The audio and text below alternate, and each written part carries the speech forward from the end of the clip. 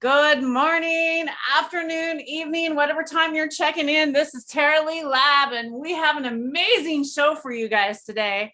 I am live with my co-host Drake, and we also have Lemon, Hoko, and Twodog Seeds on the panel. We are going to be talking genetics, and with these amazing breeders, you guys, these are some of the most humble breeders you will ever meet. I love these guys. So let's get a puff on and ask them what they're smoking. Drake, what are you smoking? And then I'll let you talk to the next person. Nice. I just loaded up a little mix of some gelato and some comatose. So we're going to hit that, get nice and heavy right first thing in the morning. Lemon, what are you puffing on? I see some smoke rising up from in the shadows. Hey, thanks for inviting me here, Tara, Drake. You guys have a great show here. I'm smoking on some Big Sur Holy Wheat, some from last year that's been cured out, and I rolled it up into spliffs and joints, and I got a few bong hits, so that should last me through the show. I hear great things about that one. I've heard the breeder's an all right guy. Well, the Big Sur Holy Wheat is actually an heirloom strain that I got from Reefer Man years ago. I bought a pack that was dropping off a Hemp Depot. And out of that first half of a pop, I think I popped like 7 seeds, and I got a few males. I tossed the males on the first run and kept a really nice lemon pledge female. And that's the mama that we've been working here in the Northwest. Doc D has been a sweetheart. He saved my ass so many times with me losing these strains, and he's got the Big Sur Holy Wheat locked up in his little his stable, and you know she's going to be around for quite a long time, because I did make some F2s, the preservation project, and release those, so they're out and about. And so I urge anybody that has a chance to grab that strain. It's a wonderful strain. It's out of California, Big Sur, California. It's an epic strain. It's got history to it, and it's just really nice to smoke. Awesome. What's Twodog smoking on this morning? Welcome to the show, Twodogs. Thanks for having me. I just am smoking on one of the phenos that I was a big fan of from the Cherry Pie Bubba Kush reversal. And it's about 4 months old at this point. Sitting in a nice little jar, curing up. And yeah, delicious. I'm actually starting to get some real like Tootsie Roll wrapper smell to translation to tongue type stuff. And then I got another jar of one of the cookie type Bubba reverses. Sounds amazing. Well, I really want to jump right in and get to going with these guys. I don't want to waste their time. So did you guys already smoke up? Do you want to smoke real quick, Lemon, before we jump right in? I wanted to really go over with Lemon real quick. How I met you was through your Discord.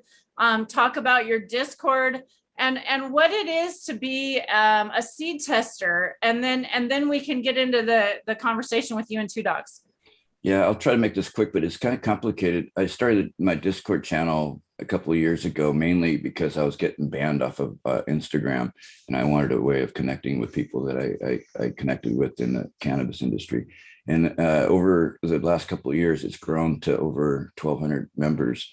And we have an active voice chat room, which is really informative, where we have some really great breeders jumping in. We'll get Twodog Seeds jumping in. We'll get Two Tone jumping in every once in a while. We'll get Blessed Coast Seeds jumping in, and other breeders out of the blue that'll jump in. Hawaiian Bloodline, he's going to be one of our breeders here pretty soon. We'll be highlighting him pretty soon. And we have a breeder cast every Sunday where I'll highlight our line of breeders. And when I say our line of breeders, kind of specific. I've been doing this for quite a while, and everybody's got a system. And I believe that testing, especially for breeders, is an important part of breeding. And that's where if you test your strains and you're interested in jumping on to my Discord as a breeder, I'm interested in talking to you, because that's what we gravitate towards, is breeders that actually test and grow their strains out. That way, the people that get their genetics knows exactly what they're getting, and the breeder knows exactly what he's making for you. So this is another way of connecting. And also, here's another plus. A lot of people have trouble connecting with breeders direct. And when you come onto the Discord server, you can connect with the breeders direct. I mean, you can ask them questions about the strains they're working, the cuts, the mother cuts, so much history involved with each breeder. And it's just fascinating. It gives you the opportunity to contact and talk to each one of them. So as you bring it up, what is a tester? We were talking about that prior, and we hear it all the time. What is a tester, and what is expected for a tester to do? Well, every breeder has different standards for what they want how their testers to run, what kind of skill level they want. Most of my personal testers, I like to have a range of from beginner growers, it might be their first garden, to very advanced growers, because that's where my seeds are going to end up in the retail market someday. I won't have control over who grows them.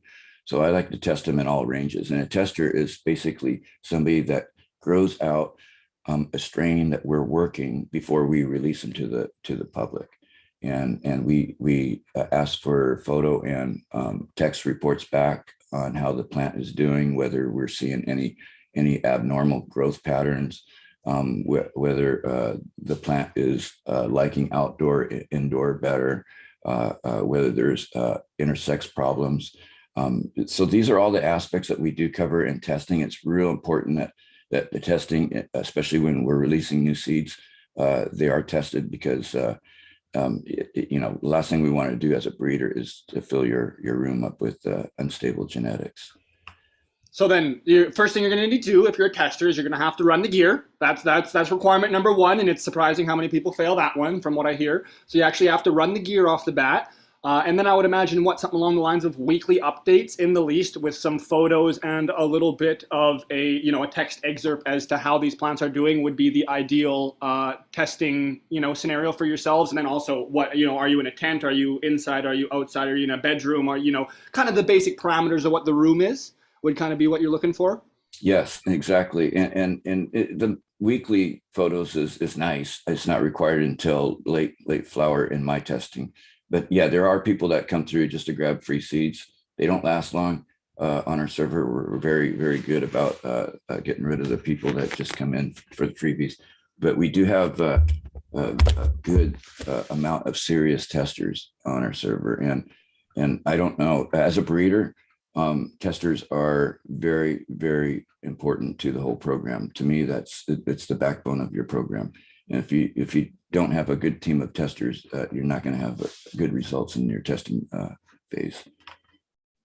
If you want free seeds, they're all over Instagram. There you go. The seeds that we're testing, for instance, Twodog, he can list some of the testers that he'll be dropping someday here soon too. But the projects that I'll be testing, which are like the Blueberry Backcross 4, the Cube project that I've been working for 16 years, this will be a lot of farmers' chances to get their hands on these seeds before they reach the retail market, if they agree to test forming. And that in itself puts you in a line of history, kind of, because we're all working this Blueberry Cube line, and as a tester, you're part of the history of making this. So yeah, it's a team effort with the testers and the breeders on our server. Certainly. And I'm interested to hear maybe a couple of what Twodog likes to see from his testers as well, even if it's the exact same thing as what you were saying. Hey, yeah, for me, so far, all my testing has been done right here locally. Only two of my friends from the forums going way back that I actually get involved that aren't local. And then I do a lot of that testing myself, because I'm betting the ranch on my reputation right now starting out. And I know what Bubba Kush crosses feminized with this exact cut did for me and my perspective on what I should expect out of seeds. And so me testing right now is very important to make sure I'm getting the kind of flower that I was used to, seeing those aspects of Bubba Kush, potency especially. But I am going to start utilizing the testers now that I've gotten to hang out in this server. But there's a very strong community here, a lot of people that want to share knowledge and take newer growers in, and just the whole gamut, very experienced people as well. And I am going to definitely release some of the next Bubba reversal testers and take advantage of the testing community here that's eager to help. And once I kind of get quantities figured out, some of the cookie type reversal stuff as well. And I do plan on using the community and testing for, and I say using to my advantage, with the best intentions. It's like, getting people to, like Glenn said, actually pop the testers. I tested for breeders. I popped probably 98% of everything that I was given to test. A couple times I didn't though, and I still feel bad about it to this day. We'll just put it that way. But to those breeders, they probably have no idea. They're just like, they moved on. But I know what it's like to send a lot of seeds out and get very, very little feedback. And I just value the hell out of my work. It took me this long to get these things to even let out of my possession. So that's what I like in testing, is me seeing the quality of the flower, me being able to access things. Of course, I like the aggregate data that comes from different environments, from tent growers to facility growers and everything in between, different taste buds, different brain chemistries. So that's pretty much the best way I can say it. No, that's great. And I just want to take a quick second and shout out, if anyone doesn't know, there was an awesome breeder cast this last Sunday with Twodog at the NW47 Discord. And it was fantastic just sitting and listening on. Lemon's got a whole bunch of points to jump back into again, so we're going to let him do that. One little thing, I had a few preliminary questions, but I'll just fast forward to the fun part. What got you into breeding? Twodog, what was the thing that got you into breeding and excited in the first place? And then we'll let Lemon proceed with his fantastic lineup here. Pretty simple answer, man. Honestly, it was cannabis itself, and then realizing that it's just a plant, and then there are governing bodies that are like want to separate human plant relationships. And so at a young age, I was dancing with many other plants and enjoying life, and it was just a very simple thing. This is how things change: is getting good genetics out, and the kind of genetics in cannabis that changed my opinion on what's possible. To not that we can't take this seriously at a lot of levels, but to find somewhat of a shamanic level plant medicine with a few cuttings in your growing career, it's very important to come across those kinds of things. So just increasing the availability of genetics that I've been able to collect and put together. And that's why anyone does it, in a lot of ways, is to share what they've come to find in seed form. So yeah, that's pretty much the best way I can say it. I guess a little like kind of side answer is also, in a way, this isn't like my thing by any means. I like working with what I consider the genetic pillars of cannabis that I have access to. I respect a lot of the older genetics, building blocks, toolkit abilities, but I am a fan of, I am a super fan of the OGKB, the really good cherry pie cutting, really good undiluted cookies, like animal cookies cuttings. And so part of me is more than happy to bring some of the new heirlooms and new classics of the last 10 years that I've been able to verify and really enjoy myself, and kind of bring some of those together with some of the older ones as well. So that's what has gotten me into it, and that's kind of why I stick with it as far as me motivation and things like that, let's say. Well, we can sure hear the passion right off the hop, that's for sure. Yeah, I just wanted to touch on this real quick before we get going. I know you got viewers here that might be interested in joining this server and becoming a tester, and we welcome that. We're looking for serious growers at all levels. I am anyway. So if you're interested, get a hold of Tara, and she can direct you to the server. She can send you an invite and so forth, and get you going that way. So it's really easy to join. The program's a little bit overwhelming when you first get on. It seems like it's really complicated, but once you start using it, it's very, very intuitive. And a really cool thing, like we've been hanging out there a lot lately. It's like a coffee shop 24/7. You can come in there, hang out, and have a smoke. When you're feeling down, you need somebody to pick you up and hang out. It's really cool. I really have liked the guys over there. They're very humble. They're very nice to hang out with.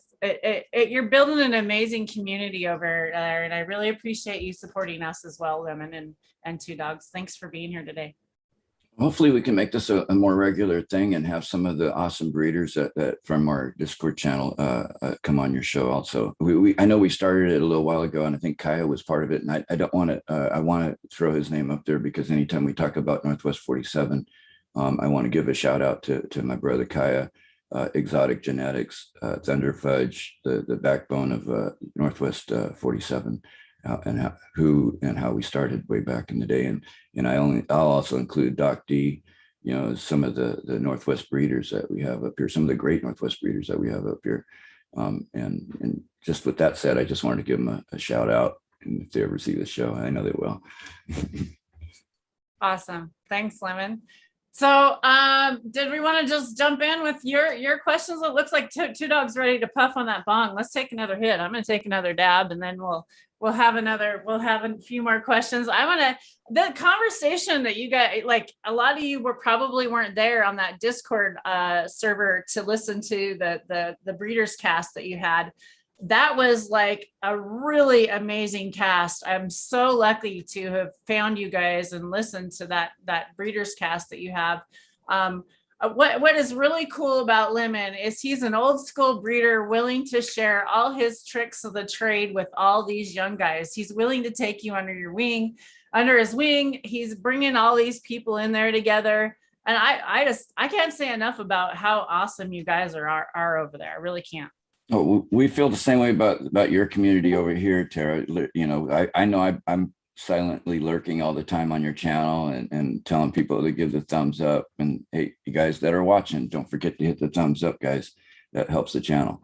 You know, so and share, and that all helps with the algorithms. We know how the shadow banning happens with the cannabis channels, but we can beat them if we stick together. It's a tribal thing, and you know the breeder cast was really interesting, and the way I started it off was I outlined what we were going to cover, and some of the things I'd like to cover here is similar.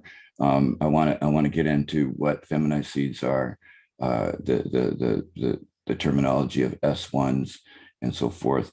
And then, believe it or not, I know that you got an audience here that's interested in natural farming. We'll touch up on some of that because Twodog is an amazing host when it comes down to giving information out on natural farming. And also some vertical gardening. People might not know the terminology, but we'll tap into that just a little bit because it is very interesting. And it does play into space management in some gardens.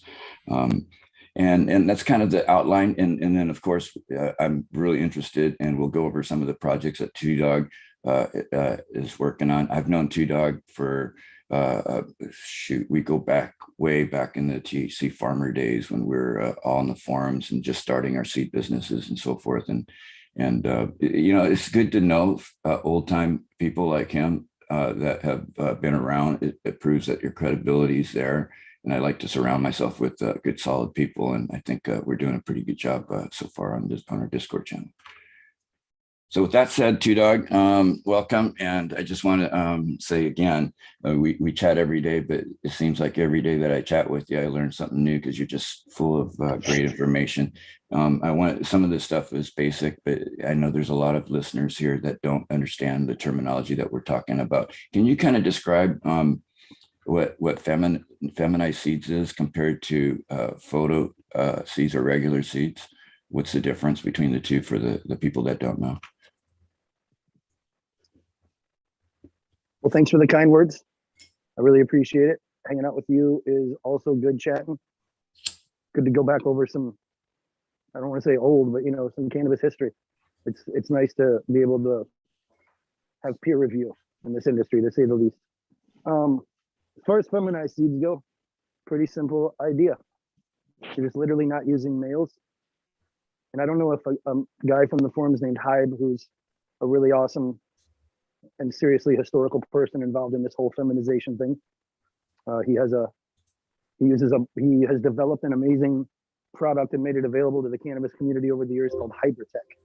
That's with an HY, B as in Bravo. So I highly recommend checking this guy out because many people have paved the path to even allow me to be comfortable enough to have the experience to even answer these questions that you ask. And people like, you know, Inspecta and CSI Humboldt, people like Matt Riot, people like Chimera, people that have been doing the work for years. Like I said, Hybe, I mean, this is a guy who was like basically paving the road as he went along also. So the feminization thing that we're now able to talk about so openly is literally female plant only breeding. And so that's the simplest answer. Now there's categories within there, but that's what feminized breeding is. When you say female only, a lot of people, they know that you need pollen. So how do you force that female to make pollen so you make seed? Well, you know, I wanted to kick this interview off by bringing up Hybe because he is such an important person that has inspired so many people. And so Excuse me literally, just a minute. They said you have something covering your mic. They might be having a hard time hearing you. There you is that go. better? I think that's better. Is that better, you guys? Go ahead. Check. All right, sorry about that. Literally so far, I've been using tools made available to me. And, you know, I've learned a lot from my friend and good mentor, Caleb of CSI Humboldt, who is not just as simple as say, hey, you know, utilize this tool, but also strategies, the experience of lines that want to cooperate, the timing of things. There's a lot that goes into this. But as far as truly how am I doing female plant only breeding and obtaining pollen? Well, you're using different chemical solutions. And I've absolutely told you now about one that I'm a big fan of. So I'll probably won't bring that up again. And you basically do chemical changes to the plant that prevent it from showing one sex or truly cause it to show a completely different sex. I'm not a chemist nor a botanist. That's probably the simplest answer I can give you. You know, hormone related, chemical related, blocking actions, holding doors open, stuff like that. And so you basically select a plant. I mean, the way that I approach this is, well, we won't worry about that right now. You're just taking any plant that you have grown and you're a fan of, let's say, a female plant, most likely. You've cloned it, you've smoked it, it's great medicine. You either want to preserve that plant in seed form. This would be one thing that would lead you to the feminized seed area to the best of your ability. Not to make it convenient, but potentially to save years in doing that also, keep in mind. Or you have a female plant that you think is so good, it's going to maybe say perform better than even males that you've run or selected or done things with based on your own selection. You're just kind of like, hey, nature made this plant. Obviously someone popped it and kept it around, AKA selected it in that sense. I'm gonna use that as the rising tide that raises all ships in terms of my crosses. And so this is another tool in which you could do that. And so you basically select the plant that you wanted to use as what we would call the donor. You would have a donor and a receiver in this relationship, the donor being the pollen donor. You could think of it as a male. And then you have the receiver, the plants that you're going to put the pollen on that are going to bear the seed that you're either trying to make crosses and artistic representations of, or you're going to definitely say pollinate the exact same plant that you took the clone off of to treat in the beginning. And I'm talking the exact same clone. Now, there are well, I don't want to confuse anything. Once you do this alone, chances are if you're going to put the space into this, you may have other plants that you're say going to go ahead and do. So it seems like the two routes usually come as a package. Now, sure, there are far more scientific reasons to do this with plants that you don't even care about the flower, just to look at genomic relationships and all these things. But it's like, although it may not be the norm, and although there's probably not people out there spraying chemicals on plants, the asexual reproduction, the other aspects of those things happening in the plant world, it is happening. And so, yeah, I also being into the natural farming and so forth and definitely caring about those things, I have definitely moved past the fact that I'm utilizing a chemical to say change the sex of a plant. It's like, well, okay, that's probably not as natural as it could be, but I'm way over that now because I've come to rely on the seeds as a tool in what I'm doing with cannabis. And let's touch on that too. So I've got a dual faceted thing. One pertaining to the pollen. Do you have any tips or tricks you've found personally, aside from the genetic and or the specific spray you're using, to get better results with pollen, or is that just coming down to the genetics and what you're using and the timeline that you use it? You did hit a few of them right there. I mean, those are very, although they seem like simple ideas, it's like, yeah, you may have, like, very possible the first time you do this, it's going to work out great. And then you're going to continue doing it. And so eventually I feel like you may run up against a plant where now you do have to use strategies. I don't want to necessarily give away exact techniques, but I want, not that I don't want to share them, it's just these things have been passed with me and they're not necessarily mine to give in specifics. But what I can say is the strategies of, yes, say a chemical, the timing, the environment, potentially the soil chemistry, the number of donors, if like low pollen is a problem that you run up against. So It's really the best way I can answer that. But whatever this means to you, like really looking at the situation and trying it again a different way. Oh, thank you. So yeah, that's the best way I can say it. Here's something I wanted to outline. Like I think people already picked up on it. Years ago, there was a difference between the type of breeding that you saw in feminized seeds to today, right? Years ago, we had a lot of problems with hermaphroditic ratios and so forth, and they got a really bad name. So just like in regular seeds, the breeding aspect of cannabis has increased in photo seeds and in feminized seeds. The breeders are very talented, as you can see. Twodog that's working with feminized seeds, he knows what he's doing. So this is why you got a better product coming out, because of the breeders. They've gotten better over the decades. I mean, that's basically how it goes. And speaking of ratios and so forth, in your testing, have you noticed any difference in, let's say, the intersex ratios between your feminized seeds versus any of the regular seeds that you ever popped, Twodog? Well, I mean, truthfully, yes, but given the number of regular seeds I grew for more than a decade before really being converted very hard over to working with feminized seeds and being extremely spoiled by my friend, given some major, what I call mother sauces of just, these genetic pillars by themselves in undiluted fashion. So given the large numbers now I've been able to do that, working with, recreational programs and the medical programs and just all the changing legal landscape, basically, yes. Have I found more intersex problems in the long run in working with feminized seeds? Absolutely. Is that percentage even coming to one whole number? I don't know. I mean, it could literally be less than 1% given the aggregate numbers now. I've literally had to remove so few feminized seed plants because of any intersex issues from other people's work nor my own. Now, when you talk about years ago, though, yeah, I don't know how they were doing it, but I say I agree because that was definitely the consensus. But my experience was literally that small that I can truly draw on. And it's like, it wasn't that I had intersex issues. This probably could have happened if the cross was done regularly too. The herb just sucked.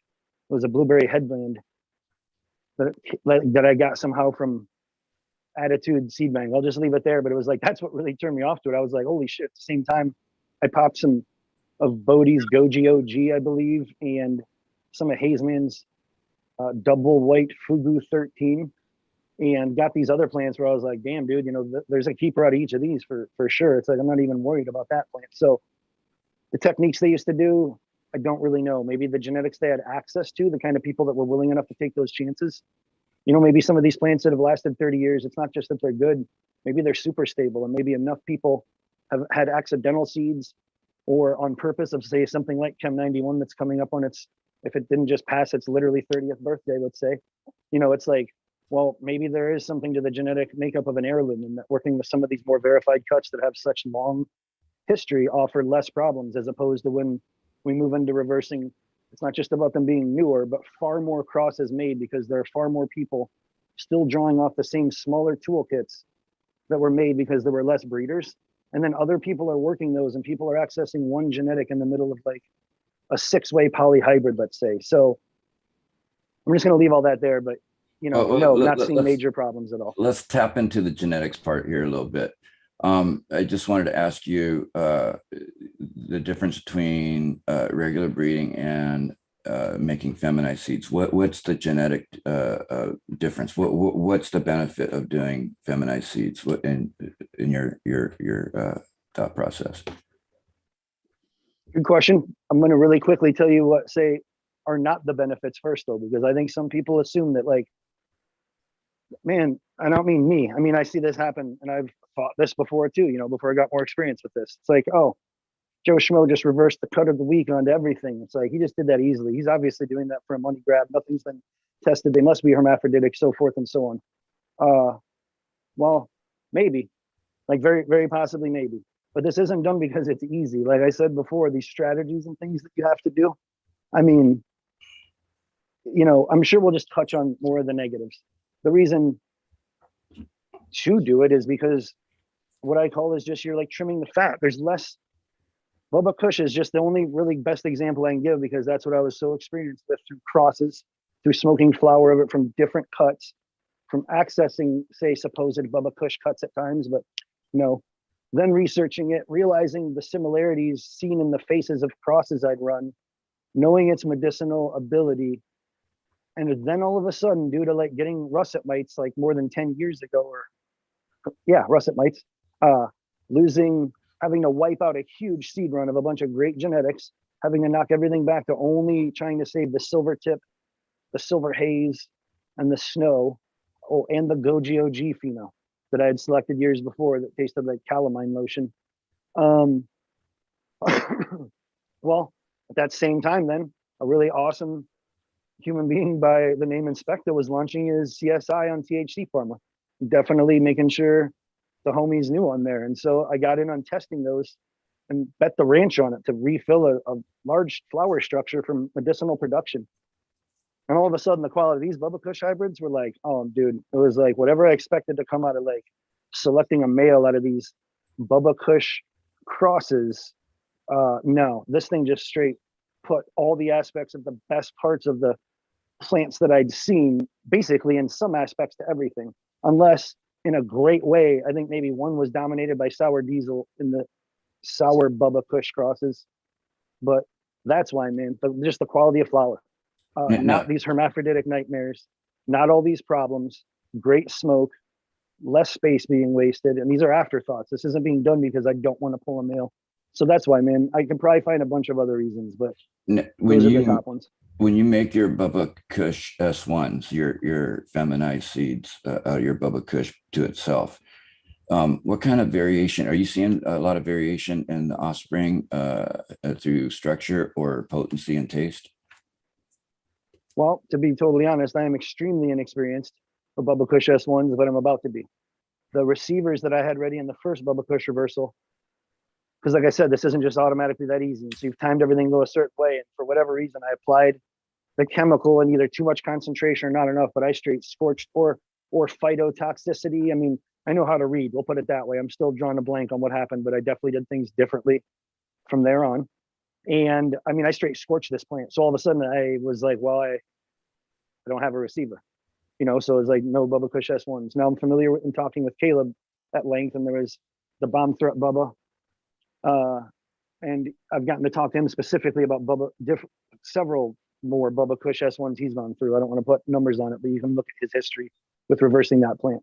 Now, this time, the seeds that will be harvested in the next very, very short amount of time, there are 2 Bubbas in there as receivers that are fully loaded. And so I absolutely plan on diving very much into there. I know that I don't just say this as some kind of a shameless plug. I can stand behind this, and you will find this. Like Bubba Kush S1s have been very, very useful for many long-term growers over time. Like a lot of awesome things have been found in there in plants that people are extremely satisfied. I can't tell you the names of other, like, say, cuts that are passed specifically as S1s, really, other than that bomb threat.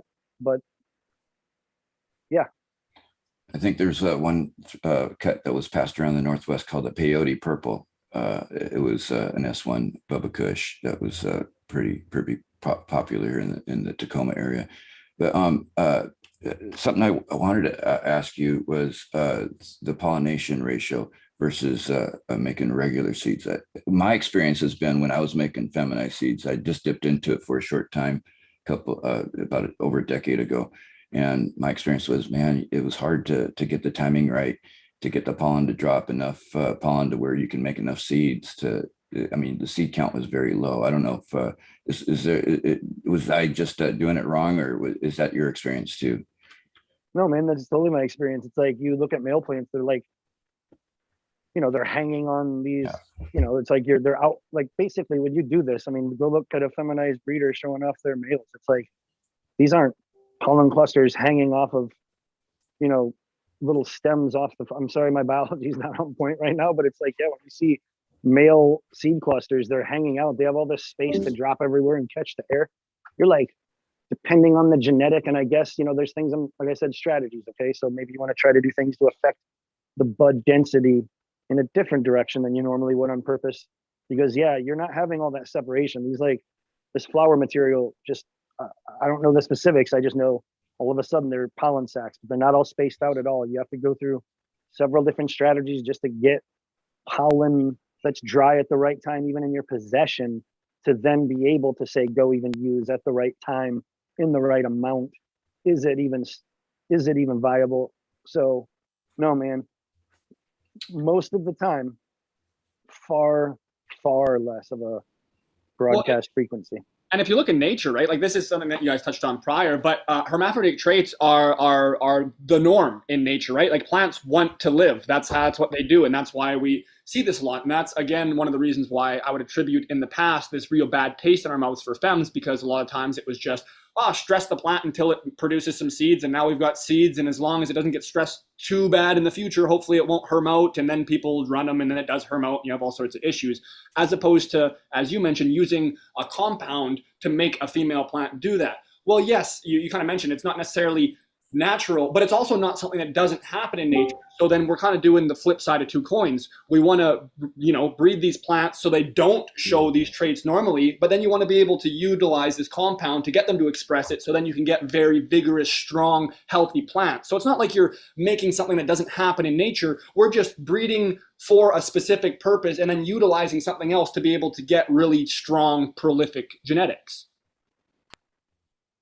Yeah, you're absolutely right, first of all. And you just said a word, though, about vigorous. And I just want to throw this out there because this doesn't surprise me. The plants that I've been shared with from CSI and purchased and tested and so forth and everything, it's like, no, man, there's a lot of vigor in these plants.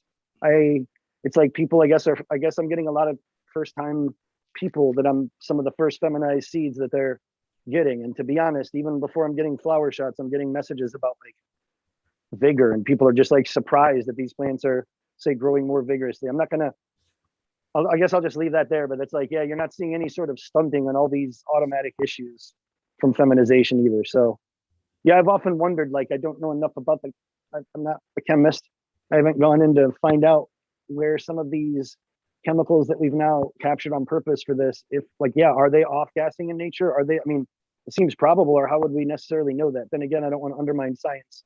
Maybe they saw a chemical reaction 10 steps away from the thing they've had to develop now to mimic that for the most part. But, like you said, with all, as much as I do care about nature and sustainability, and I'm not out screaming at the top of my lungs, but I'm definitely all about and I hope this doesn't sound selfish, I'm all about doing my major part and contributing back to the earth, because I've been beyond convinced through natural farming cannabis that it's produced some of the just absolute highest quality medicine I can access. So anyway, vigor, feminized seeds, yeah, man. And like you said, I've gotten over that part about it, say, quote unquote, seeming unnatural and probably being unnatural, but who knows? The science, it'd be interesting to really get down in that with someone who knows way more. That leads me into your next part of the questioning about the GNF, General Natural Farming, and Korean Natural Farming. I know that you're not a beginner at this. I followed some of your conversation on this subject, and I'm intrigued. I haven't done it myself, so I'm kind of a newbie. And could you kind of go over the two terminologies and what the difference is and how they relate to each other, and maybe some other organic farming methods? Now, are you saying the difference in a general natural farming versus Korean, or organics versus a generalized natural farming? General natural farming, because those are the terminologies that you mentioned to me in a text, and it's I've never heard of general natural farming. I've heard of Korean natural farming, but you corrected me and said that, something about general natural farming. Can you kind of describe the difference between the two? Yeah, well, I think a lot of people have come to this realization now, because luckily for our sake, the Korean natural farming, which I think definitely, along with people like Dragonfly Earth Medicine, that were showing very radical and simple but old school and time tested by thousands of years farming techniques, was really getting people's attention. And so at this point, I think enough people realize where it's we may not all have access to sesame stems, just as a quick example. So the difference I would say between the two, for the most part, is, there's people that use words like modern natural farming and just natural farming.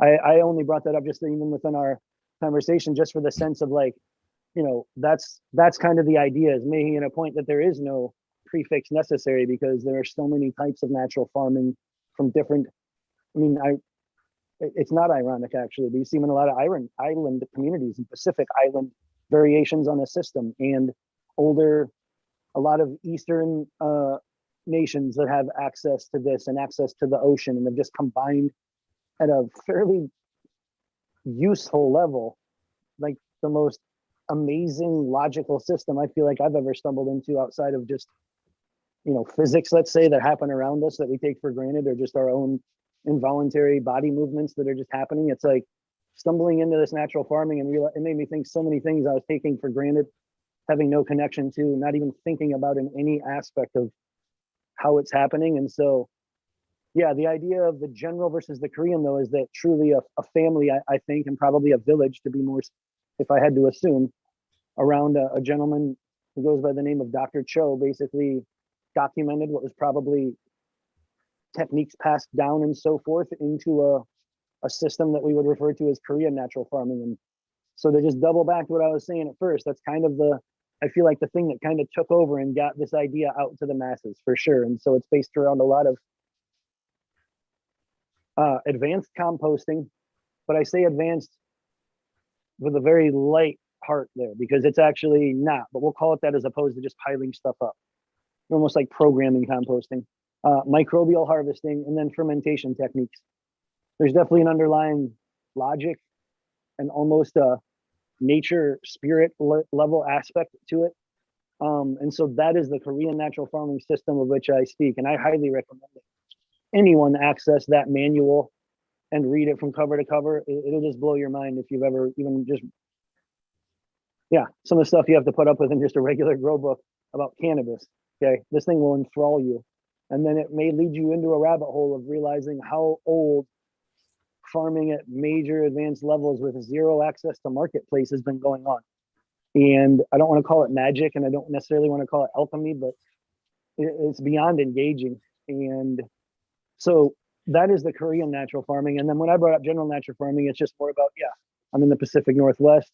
I have access to bracken ferns and comfrey and nettle, and I may not have all the access to naturally growing sesame or arrowroot or things of this nature that say are in the book. And so when you read this book, I always say that not to take anything away from the Cho family or the other iterations of Apnan or Bokashi or the African style farming or the Indian natural farming organization, which is enormous in the world's, I believe, most populated country. So, I mean, there's modifications that have been put on this, but giving all that credit to the Cho family, then there's just the aspect of, sometimes you literally have to deal with where you are. And so it's like Oregonian natural farming or this certain street in Brooklyn natural farming. I mean, literally. So it's whatever you do with the techniques. I just recommend you don't let anything stand in your way. And this is the kind of information you can get off of Discord, talking to our breeders and the growers one-on-one. I mean, he just he gives this information out freely to help growers that want to go into this type of farming. It's really intriguing. And just a quick question for you, Twodog. If someone wanted to start into the natural farming, what would be some of the first steps they would take? Well, given that we probably have a lot of younger people and newer growers that are coming online with this stuff, it's like, I believe there's the organization that would be based around the HawaiiNaturalFarming.net does a really good job of paying homage to the origins of this true Korean natural farming, as well as making information extremely digestible, extremely fun. I mean, infographics, all this stuff that really helps, I'll be honest. I mean, it's a new kind of age. And so I think that's a good place you can literally access lectures from Dr. Cho. You can learn about the real people that got it started. And then I guess the next easiest way, and I don't want to sound cliche, but probably, look for the One Straw Revolution book. It's literally going to be more like you're reading a little bit of a storybook, but it's really going to also get the point across of the kind of like ninja school, self-governance, regimented, moving with the seasons type thing you're going to get into. I mean, I would say maybe that's a good, those two places would be good to start. And through that website, access that original manual, read it, and then maybe, or access their versions now that they've made more digestible, and then go back to say the more intricate stuff. I don't know. Great place to start though. Double check where you purchased it from too. It's not the worst mistake you make, but be careful you don't grab One Straw Revolutionary. as opposed to one straw revolution. I've got both. That's funny. That's funny, Drake. I just wanted to point out, here's everybody's Instagram pages, y'all. Twodogs, I shared yours and Lemon Hoko's here in chat. Make sure you guys give these guys a follow. We need all your support we can get out there on these social media platforms. And thanks for being here today, guys. I really appreciate all the support. You guys in chat have been really awesome. I love how y'all come in and talk to one another and say hello to one another. God, thanks, guys. This interview is like, whew, mind blown today. Love you guys. And I get to meet up with Twodogs this week, and I'm super excited. Yeah. Yeah, it's going to be fun. Yeah. Hey, I got a question, another question that we wanted to dip into, and we didn't really get into a lot of it on the BreederCast, was the vertical gardening. What is that? How would you describe it? And what's the benefits of doing something like that? Well, there's so much more that I can tell you from my experience, but it's another one of these things where there's like an underlying skeletal system that's literally just, say, focusing on, instead of spreading plants maybe out across a floor and having a canopy of a bunch of plants that's basically parallel with the earth and the light is coming down, to taking this and rolling it up and then putting it upright. And then things, now you've heard of phototropism, where you've just seen plants that follow the sun and the light. Well, basically that's the best way I can say it. You're like taking the floor, rolling it into a tube, and then now you're, say, dropping a light source, like let's just say for this instance, a bare HPS bulb down in the center of a bunch of plants that are now growing, have the ability. It's not like the soil's holding itself sideways. You know, the planting material is still like this. Now with aeroponics, hydroponics, all this stuff, man, way outside the norm. I'm actually using these in completely recycled soil systems with all natural farming techniques.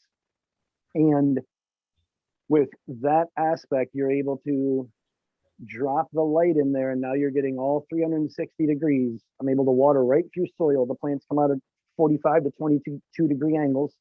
They won't grow right into the light, you know, if they're properly fed, and you still have to have some distance where they physically can't.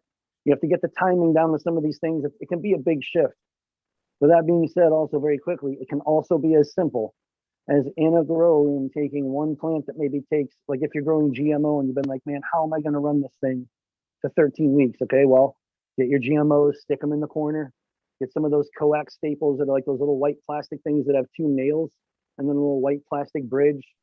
Take your plant out and just, it's going to look like hell for a second, but you know what you can get away with LST and so forth. Like coax it, get it out there, flatten it out just in a corner, put those staples in a few places, let it adjust, move it out, you know, leave that plant in there for 13 weeks, you know, pull it week 3, 4 if you're going clean harvest of your next flowering cycle. This can be the thing that maybe draws you into GMO and vertical farming, because they're both really excellent things. I think that's the best way I can say it though. Get books, read about it. It's doable. It's interesting, and especially using all your space as much as well as you can, you know, using the economics of it. But talking about strains of GMOs and so forth, I know that you've got some stuff that you're working on. Let's go through some of your projects that you've been working on. That is, you know, the feminized seeds that are coming up, and some of the drops that you've already just done, or some of the drops that are live. If you want to give us a list of your projects. Well, yeah, I mean this in a good way. I won't bore you with the list because there's actually a lot of crosses that I released in the first Bubba Cross, but please check out the Instagram. Feel free to check out my website, www.twodogseeds, and that's TWODOG, but Tara's definitely been showing us these things, and I'm sure you know how to spell it. Jump over there. I've got information about my breeding stock, got information about a lot of the crosses. You can access my menu right there in the story section of my Instagram page also. But I, so far, only have Bubba Kush work released, and some of the strains I just like to highlight are, I was very lucky enough with his blessing and the tools to do some remakes of what I consider absolutely historical work that CSI Humboldt did when he launched his company, reversing Bubba Kush right off the bat. And so I was able to redo the 91, the ChemDog 91 by Reverse Bubba, which I don't want to go into too much detail. Feel free to check these out in the store section too. I definitely give you details. But we're talking about major medicinal, heirloom level, green cannabis, poisonous, bone staining kind of effect level plants. You know, that's the TK Bubba, and that is the mother sauce that re-inspired the entire Bubba Kush reversal. Again, that's Triangle Kush cross the Bubba Kush reverse. That's also a remake of Inspector's work known as the Cornbread Bubba. One of the other mother sauces that I was able to remake is the Purple Urkel by Bubba Kush reversal. He called it the Burkle 2.0 because he had actually reversed Urkel before that in maybe 2003, if I'm not mistaken, to Bubba, and found some amazing crosses. So it's one of those examples of the A by reversed B versus the B by reversed A progenies. So I'm a big fan of exploring that whole avenue, and I'll spare you the details, but I want to get down in that zone and just play around a bit. So I'm lucky to have access to my friend and mentor and his experience as well, to say the least. One of the other great ones that I redid, although I brought in from a different chain of custody, but it's one hand from Oregon Kid. So I do believe it's the exact Ghost OG cutting after growing it now for several years, and redid the Ghost Bubba.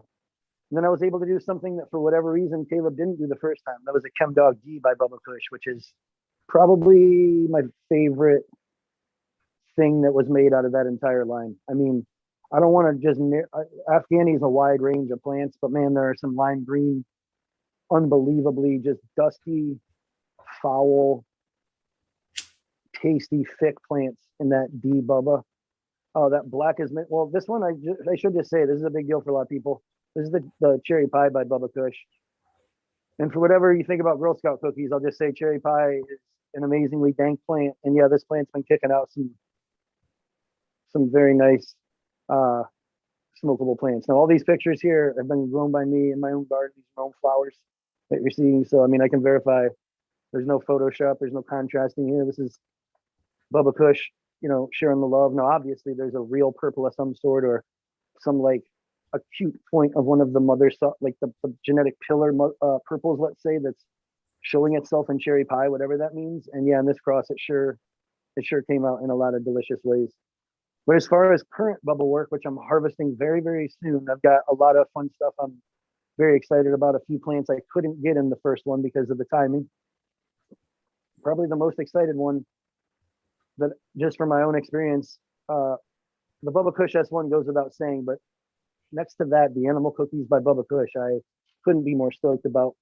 The cookie Bubba recipe, as far as today's consumer and smoker and the people that are popping seeds goes, it's like, this is a cookie cross I can be extremely proud of offering. And honestly, a recipe overall as far as cookies and Bubba go. I don't know if I'm that interested in cookies by a 7-way cookie cross type thing. But basically, yeah, getting the Animal Cookies by Bubba in this reversal. I've got GMO in there, which I'm also very excited about. GMO is a delicious plant. I got lucky enough where I'd smoked it before for sure from people, don't get me wrong. But when I harvested the seeds from my cookie type reversal, that plant literally did go like 12 and a half weeks. And it wasn't all pushed with nitrogen. So I was able to pull the seeds out, smoke the crap out of that one. And man, GMO is delicious when it goes out that far. I just wonder it's even sturdy and it can definitely yield. I just don't have to grow it for 13 weeks. So I'm pumped to get that one out of the room. I've got 2 different OGKB by Bubba Kush seeds that I popped a year ago or a little more that are now also in there taking Bubba Kush pollen for the ability to take in a BX or IX or, type direction. I got some sativas in there. I'm really pumped about the Super Silver Haze 98 cut that I've grown out. It's definitely Super Silver Haze. I'm pretty sure it's 98 given the provenance on it, but it's that's in there with the Bubba because I got to smoke a pheno of Silver Bubster from Loompa Farms work back in the day that really stuck with me. So I wanted to get that recipe available in the people's hands, let's say. And the Pure Kush, Bubba Kush in there, I'm super pumped about. I'm remaking more of the TK Bubbas. I could go on and on, but there's basically the stuff I'm most excited about, the new Bubba crosses. I'm also testing out a bunch of my cookie type reversal crosses, which is the OGKB by Forum Cut reversal. And if you've listened to any of my interviews now, I'll just spare you all the details, but that OGKB has an asterisk. And I'm still working through that and figuring that out. But that plant is beyond some dinosaur tranquilizer level medicine, unlike anything I've come across, regardless of what it is. If I have both of those plants now, then we're all in for a treat. With that being said, I'm running a bunch of the OG crosses and a bunch of the Chem Dog D or Chem Dog D crosses to that cookie type because of the way that I'm tasting Chem D saturated in GMO with very little effort at this point. And so I have a ChemDog D by Reverse Triangle Kush selection I made probably 3 years ago that's from CSI's work that he gifted me, which is an amazing plant. And I've got that reversed by the OGKB forum. I've got ChemDog D, ChemDog 91 reversed by the OGKB forum. I've got Motor Breath 15 and GMO crossed to the OGKB by forum. And I feel like somehow I'm forgetting one, but I don't think so. And so I'm really excited about getting into this. Yeah, different ways that ChemDog D is going to recombine with cookies, and then even doubling up maybe the TK on there to possibly cancel some stuff out and you get shorter flowering, more ChemDog D stench related, and just puddle of filth mouth flavor dialed in there. So just I'm real excited quick, about that. yeah, the chem projects sound real interesting. So are they in your current work or something you're planning to do here real soon? Oh no, I have those seeds made. I have at least 20 of the Motor Breath 15 DTK GMO by cookie type running right now, and I'm testing out those progenies because of a lot of the cookie type reversal stuff. Unfortunately, didn't get a lot of, that was another lesson in forming my strategies. Some plants I got enough where if I'm lucky, I'm going to be able to release 20, 30 packs, maybe 40. Don't misquote me. Not trying to generate buzz here. I just didn't get a ton at all.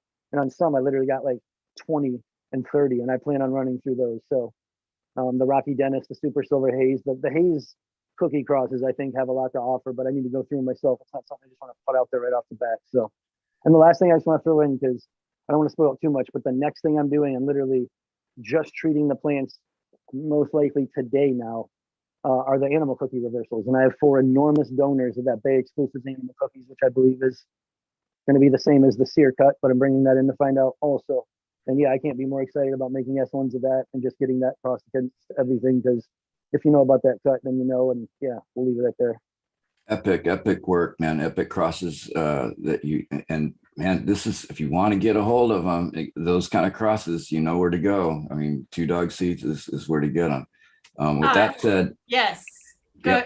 Do you gotta take, as I say, Lemon said he only has 1 hour, so I want to respect your time. Thank you for being here, Lemon. Really, really, really appreciate you. I love your community that you're building. We'll let you go ahead and take off. If Twodog, if you can hang out for a few more minutes, or you do need to take off as well. We will respect your time as well if you know you need to. No, I'm totally down to hang. Okay, yeah, I just cool. wanted to say thank you, Tara, for doing this, and Drake, you guys have been awesome. Twodog, you're always a great guest, man. I can't wait to have you for part 3 on a breeder cast. But hey, guys, we'll take off and have a good one. We'll take care. Lemon, I want to say love you guys. You're a great guest and even better host, buddy. Definitely. So thanks, Drake, for properly showing Twodog's website. I didn't have the screen open enough, so I was only seeing. Well, I'll tell you, it's only because I've been navigating it so much recently, looking through some of these things and getting ready to stock up. Exactly. So do you want us to bring up your website and we can go over any? There's some specific ones maybe you wanted to go over on that, because I don't want to go over that and then there's something we should talk about. So. Well, how about this? Because I feel like I kind of hit on some of my favorites. I'm not seeing YouTube right now, so I don't know if you got people in there. If there's any streams people are interested about, maybe throw a name in, and I'd be happy to tell you about that. And I also just want to say, I want to offer your entire audience here a nice little discount if they want to get involved in some of my work and check it out. I'm going to throw together a Tara Lee Live discount code. It'll be 20% off. I'll put the specifics up. It'll be a multi-pack purchase, probably just 2 to get the discount. But anyway, keep your eyes peeled for that. And or how about you guys check out my menu there? And if you have any questions, because I was gonna say, I know Drake already has some questions, I bet, because he's been already looking and shopping, and I just got on your website. Shame on me, see? And I'm just barely checking all this stuff. I only grow 15 plants once a year. So now's the time I'm starting to shop finally, because, last year I waited till the last minute. This year I'm finally going to get, prepare. Go ahead and take a rip. Drake? Yeah, the reason I wasn't trying to avoid the question either. I always kind of talk about the same ones, and I forget that there's a lot of interest in those other crosses that I seem to never touch on. But you can, like you said, you can see pictures of them though and so forth and so on. But anyway, so yeah. Yeah, I will no problem. take a No look at it. problem. And I love that you talk to chat because we love talking to chat. And I think chat's like, hey, let's take a bong rip. I'm sure Bingo's right there going bong rip, and Teo. We got, who else we got out there? We got Penn River out there. We got Stu. We got Ahmed, your buds, Claude out there. I had Grace Sungrow. What's up, you all? Elka was in chat. Cascadian. We also had Slow Evo out here. We got Doug Ellis checking in. We got Darwin checking in. Blaze Daily checking in. CBC Voter. What's up, y'all? Hopefully, Sammy Sizz. Hopefully, I didn't miss you. What else we got? What else we got? Who else? Who else? Who else? I'd say Y'all it's gotta ready say hi. I can't say hi to you. for dab time. Time for dabs. Okay, let's do this. And yeah, I actually have a few questions for sure that I can jump into. I've got some cultivar related ones. I'm curious to see if anyone in chat has an anchoring for any knowledge. So I'll wait for that to pile in if it does. And then I had a couple ones. I mean, I kind of already have a good understanding. I'm sure most people do. But what effects are you generally looking for and wanting to work with? Great question. And I totally have an answer. It's when the effect I'm about to name happens, at this point now, we have so many other effects. So I don't want to leave this out. You know, like legs or head, we're a ways into this, you know, but basically that effect that's along the lines of like, you're just literally kind of paused and you're all of a sudden coming out of what you have no idea what you were even thinking about for a second. And you're kind of taking note of how affected the effect is now affecting you. That's kind of step number one, like the ocular pressure aspect. It doesn't need to be like forehead sweats, but feeling like a endorphin release sometimes upon the ingestion of medicinal level cannabis. Those would be the starters. A flavor that creates gestation. I mean, a bib may be preferred. These are, I really love that trifecta if we're talking about it smells exactly how it tastes and it gets you absolutely affected. Maybe as a fourth, it's like, it's nice if it looks nice, but that would be the effect I'm after, man. Undeniable, like, whoa, I am affected. Because yeah, I smoke a good amount of cannabis. And so I forget that there are people that don't smoke a lot. And so I'm not going to say that you cannot just reduce the amount of the cannabis that you may get from the strains that I work with to work with your the desired effects that you're after. But I also definitely try to make combinations that have, without just making it as simple as undiluted bloodlines, more or less work things that seem to go at times get to touch on an era where there was less clutter and just you ran into those effects more often. So yeah, that's where I like to start. Well, touching on those eras specifically, if you had access to anything from the past that you now don't have access to, what would it be? If you could get anything back from the past that just doesn't happen to be around anymore, or something that slipped away, is there something that you're instantly like, yep, this is what I would want back right now? Yes, but I have to give you three. But undoubtedly, for sure, absolute number one is the Oregon lemon diesel cut, the short, squat one that basically grows sideways. I don't know if it is lemon tree, if it is lemon party, if it is, I don't think it's lemon G. I don't think that. But we'll leave that there. Oregon lemon diesel. Second, Ohio dumpster. Man. And third, the Eugene silver haze cut. Just the silver haze. It was just silver haze. It was amazing. I'm gonna leave them there, but I've got more on that list, but those are the three, man. No, I love it. And now here's a little more tricky one. You've already mentioned the cherry pie. You've already mentioned the OGKB. But if you had to work with something new, something brand new, something hype, something poly, what would you pull in? Like if you were just forced to, if the next thing you had to bring in to start working with was one of these, what would you bring in? As the donor or just to work with, period? Let's go with the donor, to be specific. Okay. Yeah, that's gonna have to meet criteria. So I'll be honest, I'm only human and I do this out of passion projects, but at the same time, a factor that would then come into this, especially if I'm speculating on plants that don't fall into the category you're talking about that I've already brought in. Okay. So it's like now I have to make this decision and it's on something I haven't even smoked, let's say. Well, it's most likely going to be based on hype, which equals finances in that case. Okay. So, well, that's not totally true. That's kind of the outcome. It'd be more like, I mean, there are new cuts that I look at that may have as it's not like I'm trashing these things. It's why I want to make seeds a certain way. There's plants I look at that maybe have 17 ingredients in the recipe. I still want to smoke them and they look amazing. So let me just, with that being said, think for a quick second so I don't overlook anything too obvious as far as what I would use for a donor.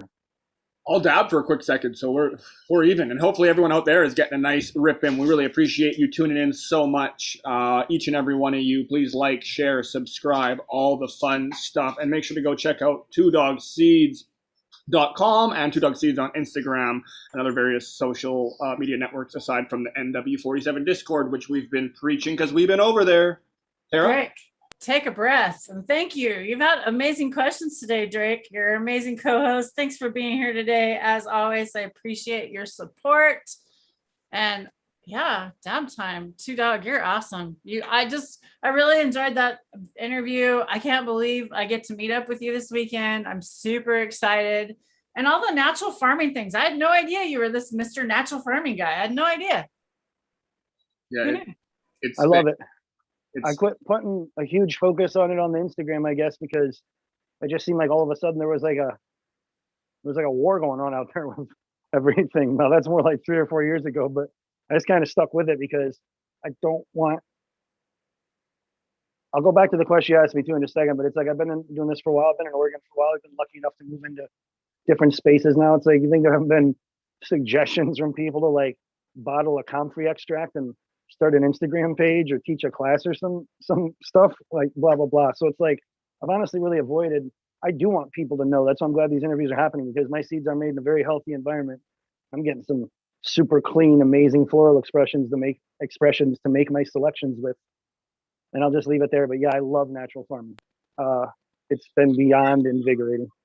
Well, speaking of, we very briefly touched you touched on that. You mentioned your mediums are generally recycled with natural farming input. So is that something that is kind of widespread for your whole process? Are you just reusing your whatever soil or soilless mediums and then amending them from then on? Yes, let's pause that really quick. I have a very quick answer though to what you asked me before about the hype cuts, because I feel like I should just answer that. Perfect. Yeah, please. Yeah. So I don't know what the timeline we're looking at, but I feel like to me, when I talk about OGKB and I talk about animal cookies alone and I talk about undiluted animal cuts, it's like that represents the first phase of these things.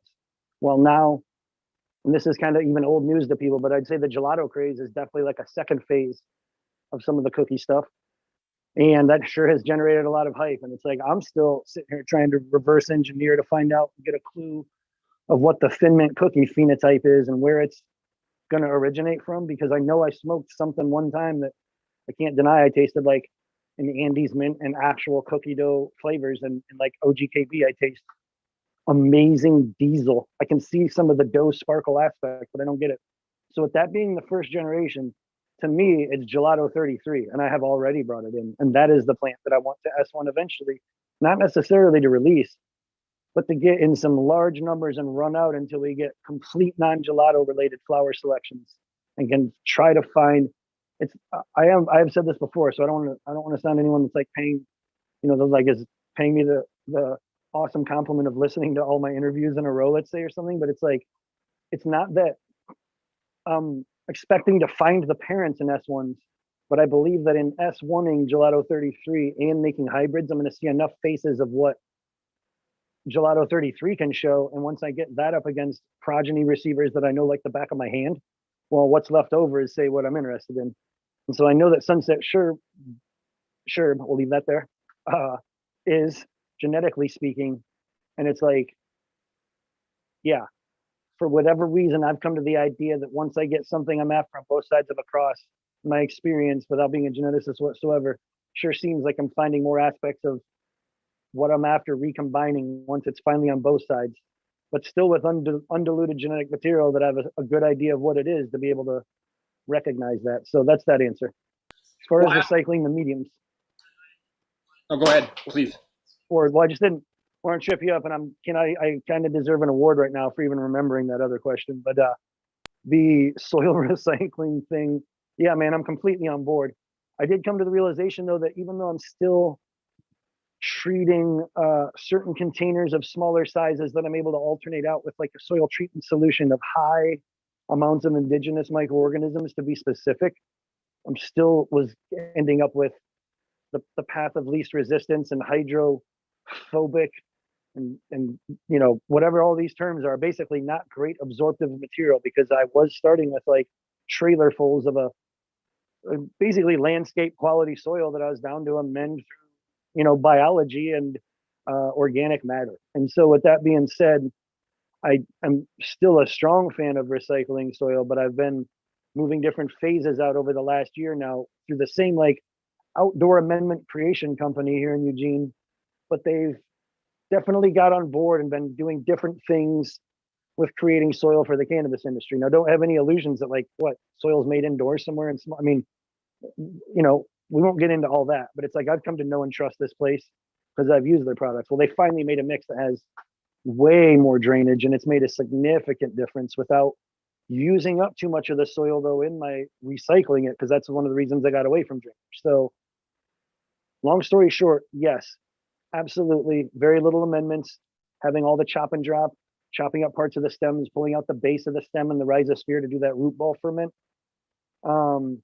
Potentially sometimes putting either I think I have a 553 general dry like veg mix from Concentrates Incorporated up in. Okay, you rushed over a fruit ball ferment. Can we stop there for just a sec? Sure. Is that now? Is that in the fall? Like, is now is when I need to be doing that when I harvest? Where we're at with that?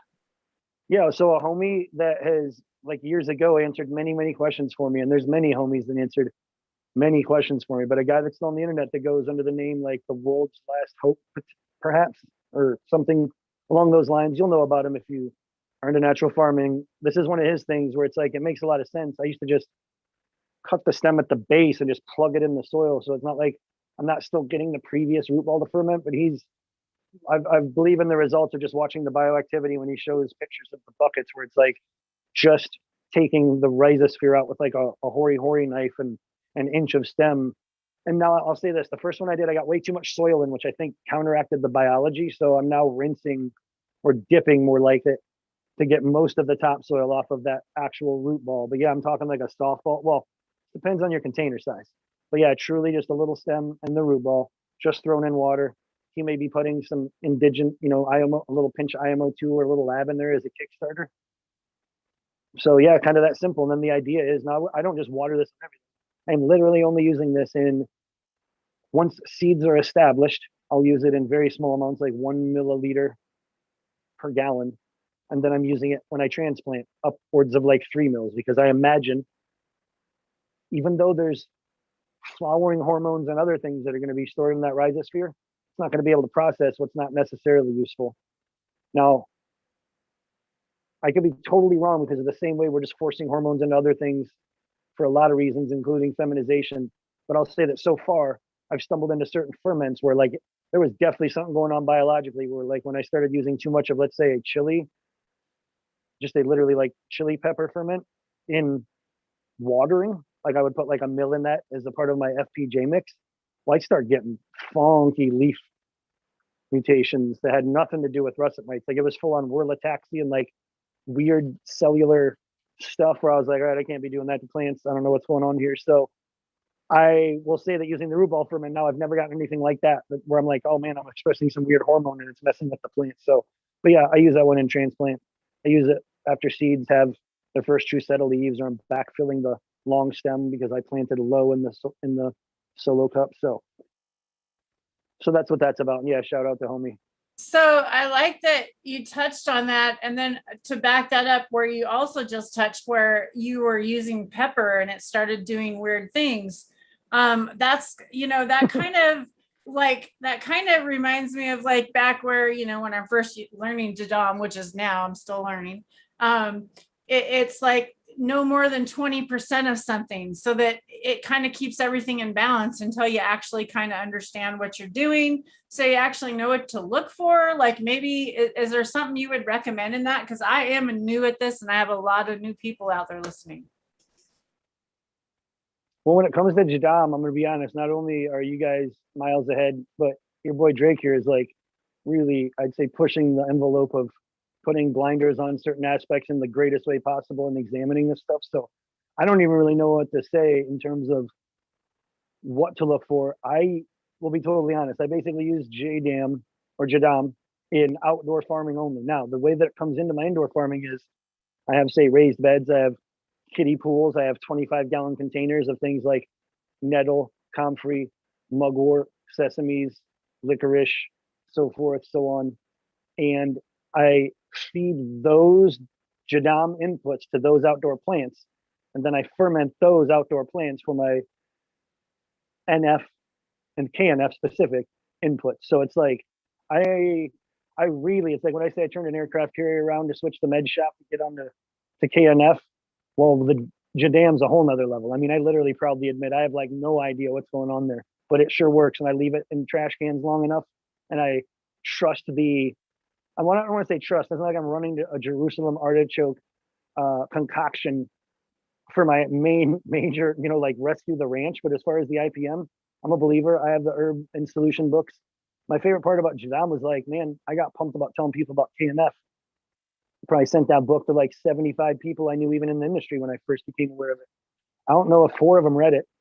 And then it was like, it never occurred to me that's not accessible with little pictures and black and white drawings. So when I found out about Jadam, I was like, well, damn, man, no one can resist this. It's like, a guy telling me to put grass clippings in a bucket of water.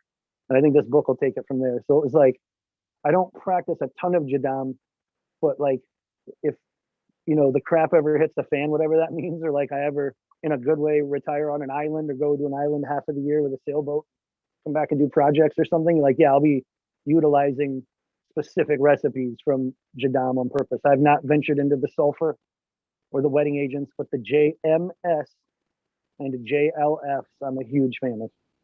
That's awesome. And I hear Tara might be bringing some things down your way when she comes to visit. Who knows? We'll have to see. So you might be able to dip your toes in a little more. So that's exciting. Nice. As far as some of the other practices for like indoors, do you generally roll with like a sealed room? Or are you rolling vented? What's your kind of like? Do you have CO2 enrichment if it is sealed? That kind of rundown. So in the seed production room, that one's sealed and like cooled with air conditioning, and it's not like have negative pressure and airlock type aspect, but I'm definitely trying to contain that. I still have a specific procedure for cleaning that room and sterilizing it, and at the time of treatment, just without boring you, major steps to reduce pollen contamination or prevent it as best as possible. So say reduce by 99.9999999%.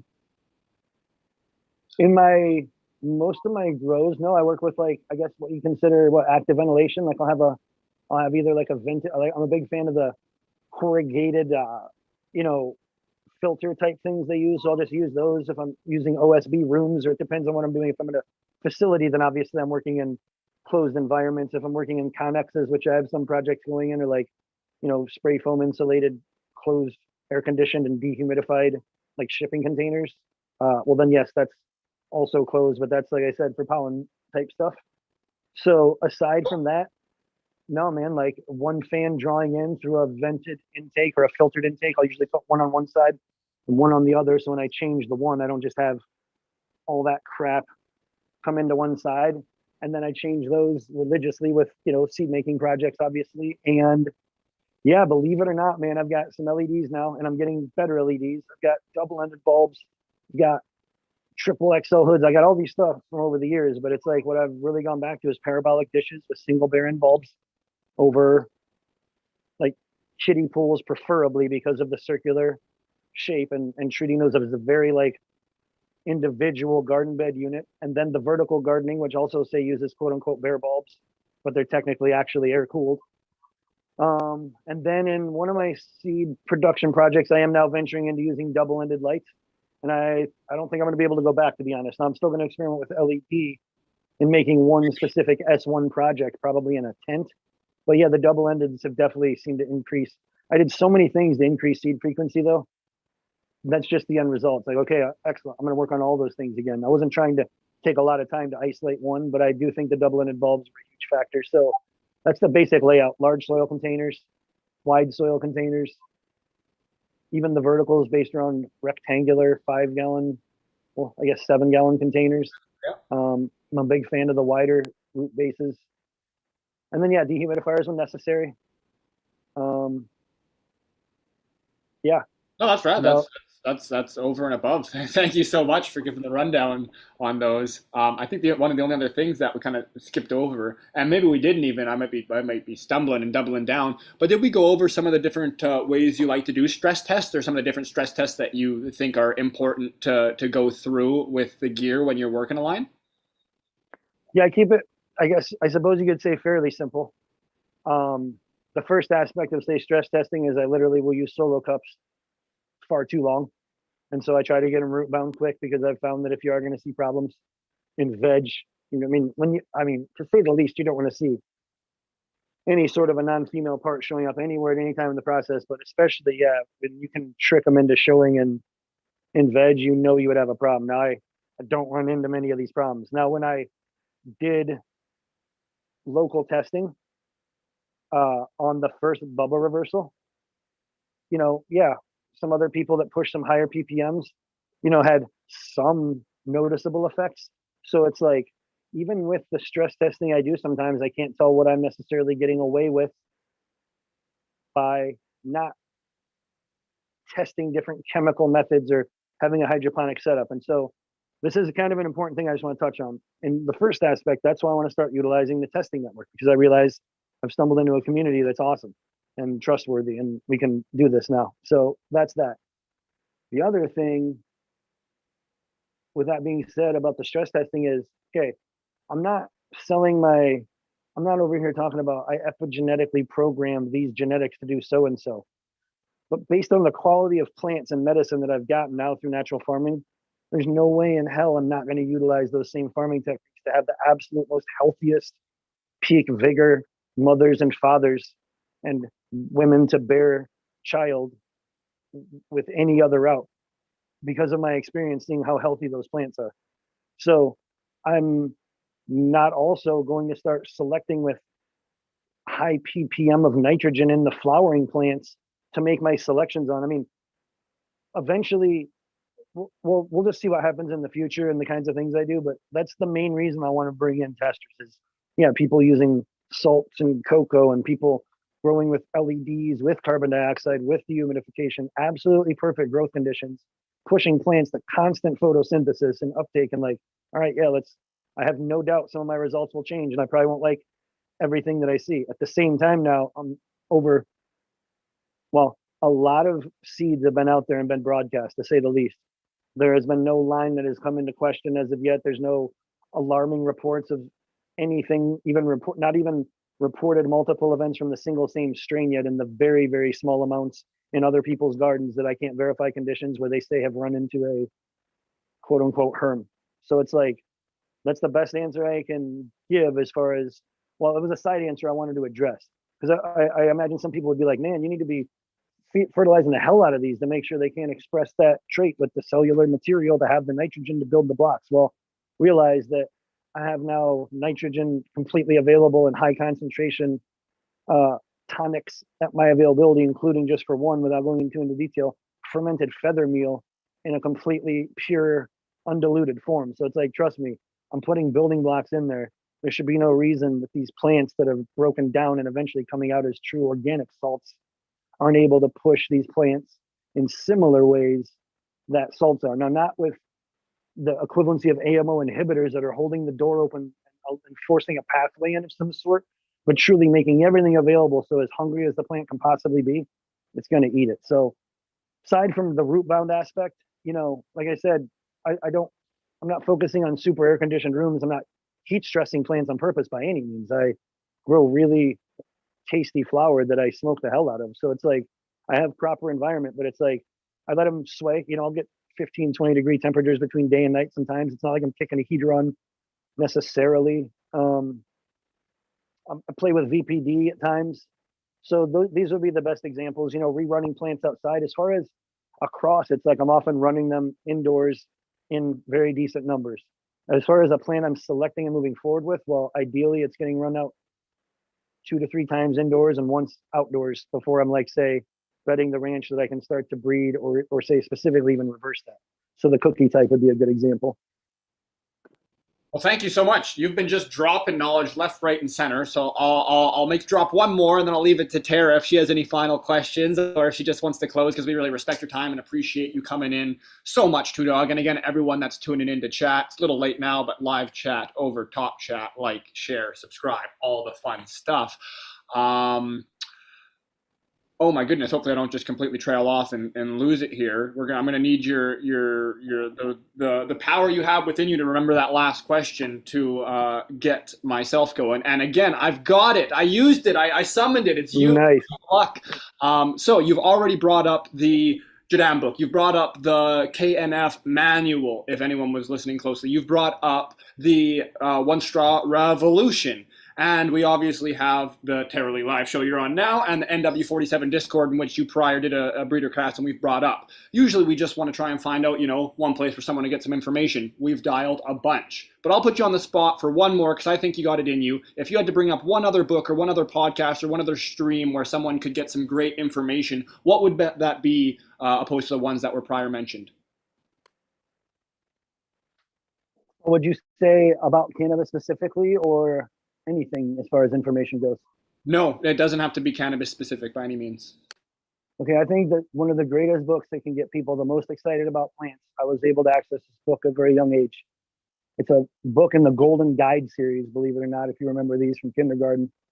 And it is a book that has basically been put together by Richard Schultes, which has a strong history in ethnobotany. And this plant is called A Golden Guide on Hallucinogenic Plants. Now, cannabis is in this book, and I'll just leave it there. But if you think you know the plant medicines that the world has to offer, I highly recommend you grab this kid's book that was printed I think the first time in the mid-50s. And so, yeah, that is definitely my recommendation.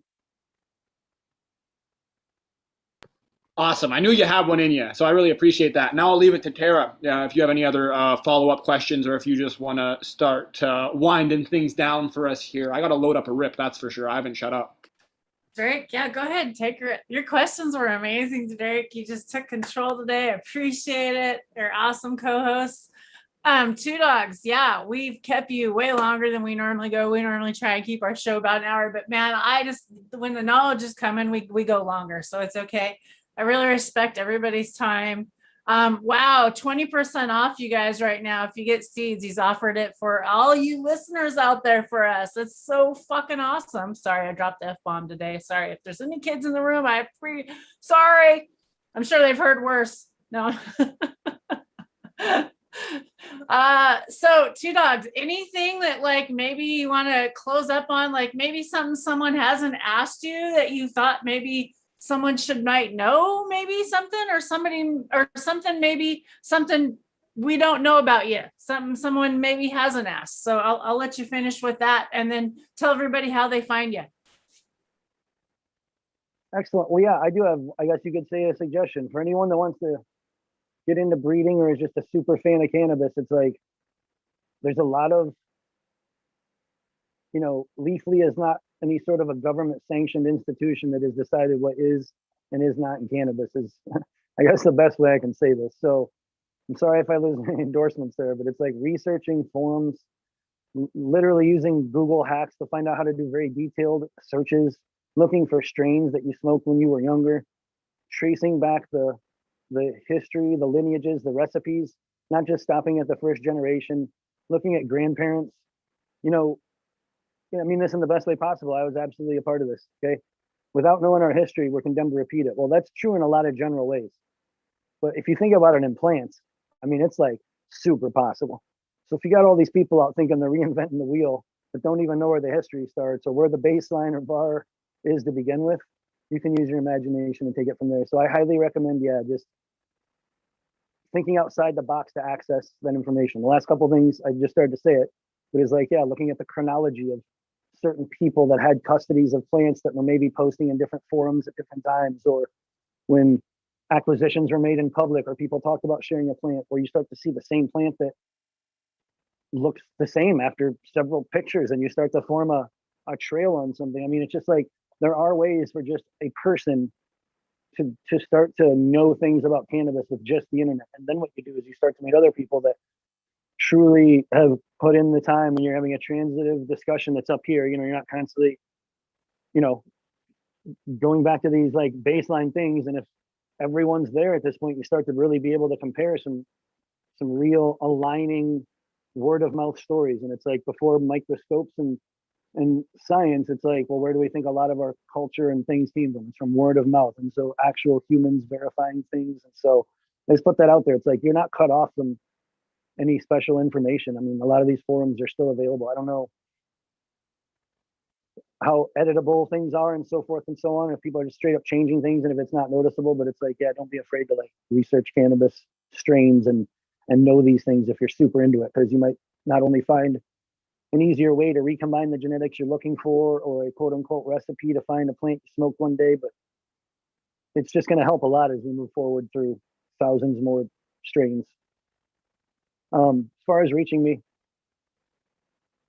the website's definitely going to be the easiest answer. Instagram has some major issues going on right now, so I don't know what to say. And I'm not just talking about what happened yesterday or 2 days ago, whenever that was. I'm talking about just in general. It's becoming very unfriendly to a Twodog kind of plant. So the website, www.twodogseeds.com, TWODOG. You can contact me there, ask me questions about the strains. You can reach me on the Instagram page. I have a link tree there as well with different projects and interviews I've given. So yeah, I think that'd be the easiest route. And one other thing, I've not been able to put the discount code on yet because we're still doing the interview. But within 60 minutes after the interview's over, it will be live. So if you're looking at stuff and so forth and so on, and you're not having access or success with the discount code, that's the only reason why right now. But it will be Tara Lee Live, one word. And I really appreciate you guys having me on. I mean, we've been talking about it for a while. So you guys do respect my time, and I've been more than happy to chat with this much. And it's like, yeah, you guys ask really good questions. So it's really easy to continue chatting, to say the least. Awesome. Love to have Thanks you so back. much. Love to have you back, that's for sure.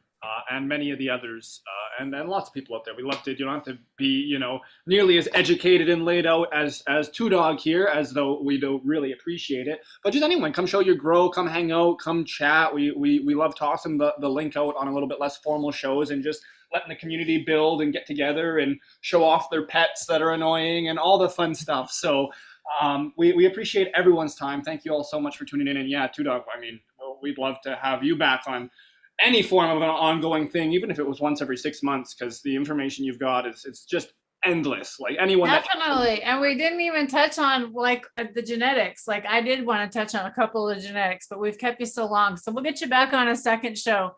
Because I do want to put some of those genetics in my garden. So I want to take a look and see what you got, and then maybe ask you some questions and do some ordering on them seeds. Because I really like just the knowledge of the natural farming. You know, everybody's arguing over KNF versus Jadam and, you know, this versus that. And it's not about an argument. It's just about getting out there, growing and finding what works best for you.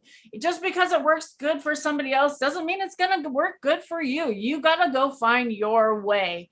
And that's what Drake and I really want to try and show everybody. We really don't want to, you know, pick a lane versus we've picked a lane for our growing style, but we don't want to just be like, hey, that's where everybody's got to grow. So we really like to be open on this platform. And I appreciate everybody in chat for being really awesome and respectful today. I love you all, each and every one of you. I appreciate you for being here. And we'll see you again. We're back on again, always on Saturdays at 9 a.m. Pacific and Wednesdays at 9 a.m. Pacific. And we'll see you back again on the next live. Cheers, y'all. Peace and have a fantastic day. And you can stay here, Twodogs. We'll be right back.